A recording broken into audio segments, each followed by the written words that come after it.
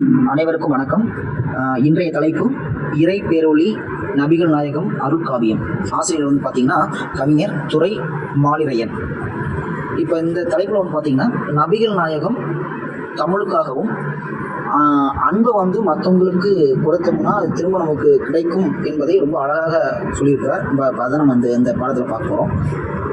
நபிகள் நாயகத்தை பற்றி சிறிய ஒரு குறிப்பு. நபிகள் நாயகத்தை பாடல் தலைவனாக கொண்டு தமிழில் வெளிவரும் 9வது காப்பியம் இந்நூல். முகமது நபியை புகழ்ந்து மரபு கவிதையின் நெறி மாறாமல் பாடப்பட்டுள்ள 7வது காப்பியமாகும். கவியரசர் துரை மாலிரையன் படைக்கும் 7வது காப்பியம் என்பது மற்றொரு தனிச்சிறப்பாகும். 21ஆம் நூற்றாண்டில் ஏந்தல் நபியை காப்பிய தலைவனாக கொண்டு பாடப்பட்ட முதல் தமிழ் காப்பியம் இது. இந்து சமயத்தை சார்ந்த ஒருவரால் பாடப்பட்ட மிக பெரும் இஸ்லாமிய தமிழ் இலக்கிய நூலாக இது திகழப்படுகிறது. திருமறையாகவும் செறிவாகவும் நிறைவாகவும் எழுதப்பட்ட இந்நூல் மிகவும் சிறப்புடையதாக காணப்படுகிறது. அது மட்டும் இல்லாமல் நமக்கு பாடப்பகுதியாக அமைந்த பாடல்கள் புதுமைகள் தொடங்கிய படலத்தில் இடம்பெற்றுள்ளன. கொடிய விலங்குகளுக்கும் அன்பு செலுத்தும் போது அவை நம்மிடத்து அன்பை காட்டும் என்பதையும் இறைவனின் மேன்மையை உணர்த்தி ஆணவத்தை அகற்றும் என்ற விழுமியத்தை இதன் மூலம் ஓர்த்தப்படுகிறது. பெரும்பாலும் எந்த ஒரு உயிரினங்கள் மீது அன்பு காட்டுறோமோ அதே அன்பு நமக்கு திரும்ப கிடைப்பது என்பது மிகப்பெரிய உண்மை. ஆனால் இன்றைய காலகட்டங்களில் எப்பொழுதுமே அன்பு என்பது கேட்டு வாங்க வேண்டிய சூழலாக இருக்கு. எல்லா இடத்துலையும் எல்லாரும் அன்பு செலுத்துவதில்லை. அதே போல நாம எங்க கொடுக்குறோமோ அது திரும்ப நமக்கு கிடைக்கும். இப்போ நம்ம வெறுப்பு கொடுத்தோம்னா நமக்கு திரும்ப வெறுப்பு தான் கிடைக்கும். ஒரு அகங்காரத்தை கொடுத்தோம்னா திரும்ப நமக்கு அகங்காரம் தான் கிடைக்கும். அதுபோல அன்பு கொடுத்தோம்னா திரும்ப அன்பு கிடைக்கும் என்பது நம்முடைய பொருட்டு. இப்போ நமக்கு என்னன்னா இந்த பாட பகுதியில் புதுமைகள் தொடங்கிய படலத்தில் புலி உரையாடியது அப்படிங்கிற அந்த காட்சி நம்ம பார்க்க போறோம். ஃபர்ஸ்ட் யாரெல்லாம் அந்த காட்டு வழியா பயணிக்கிறாங்க பார்த்தீங்கன்னா, மிகப்பெரிய ஒரு காடு. அந்த காடு அடர்ந்த காடு.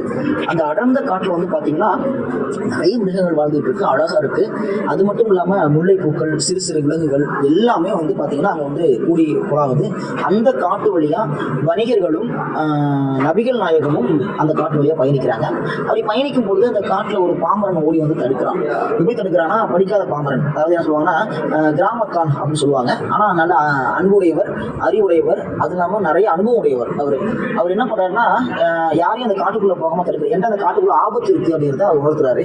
இருந்தாலும் பரவாயில்ல, நம்ம போகலாம் அப்படிங்கிற சூழலுக்கு வர்றாங்க.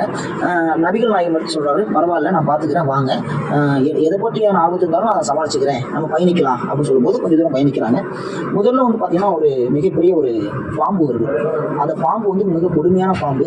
அந்த கொடுமையான பாம்பு பார்த்தீங்கன்னா மூச்சு காற்று மனிதனை எரித்து கொள்ற அளவுக்கு அவரோட மூச்சு காற்று இருக்கும். அந்த அளவுக்கு கொடுமையான பாம்பு. அந்த பாம்பு கிட்ட இருந்து எப்படியாவது காப்பாற்றணும்னு சொல்லிட்டு அந்த பாம்பு எப்படியோ போராடி பார்க்கறான். இல்ல பரவாயில்ல நான் பார்த்துட்டு சொல்லிட்டு அந்த நபிகள் நாயகம் அப்படியே போறாங்க, பயணிக்கிறாங்க. அந்த பாம்பு வந்துருச்சு. பாம்பு கொடுமையான பாம்பு எப்படி இருக்குதுன்னா, நபிகள் நாயகத்துக்கு முன்னாடி ஒரு குழந்தையை போல இருக்கிறது. எப்படின்னா கொடுமையான பாம்பு, யார் கண்டாலும் அடிச்சு கொள்ற பாம்பு நபிகள் நாயகத்தை பார்த்த உடனே ஒரு குழந்தை எப்படி தவழ்ந்து நிற்குமோ, எப்படி ஒரு நாய் காலகால சுற்றி வருமோ, அது போல குழந்தையை போல காட்சி தந்து நிற்குது. அந்த பாம்போட தலையில தடவி கொடுத்து, இனிவரும் காலங்களில் மனிதனுக்கும் மற்ற மிருகங்களுக்கும் நீ துன்புறுத்தக்கூடாதுன்னு சொல்லிட்டு நல்ல அறிவுரை வழங்கி தீமையை அகற்றி நல்வழிப்படுத்தி அந்த பாம்பை அனுப்பிச்சுடுறாரு. அந்த பாம்பும் நல்வழிப்பட்டு அந்த காட்டுக்குள்ள போயிடுது.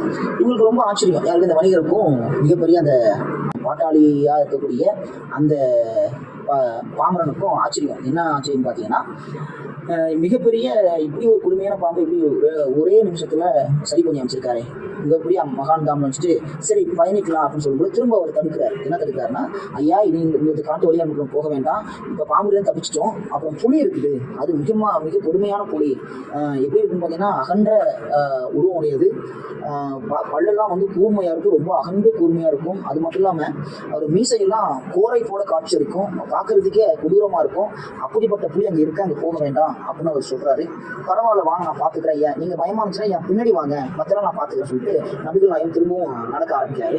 அந்த புலி நபிகள் நாயகத்துக்காக காத்திருக்கிறது போல காத்திருக்கிறது. என்னன்னா நம்ம நபிகள் நாயகத்துடைய அந்த நல்வழிப்படணுங்கிறதுக்காகவே அது காத்திருக்குது. நபிகள் நாயகத்துக்கு புலி வந்தாச்சு.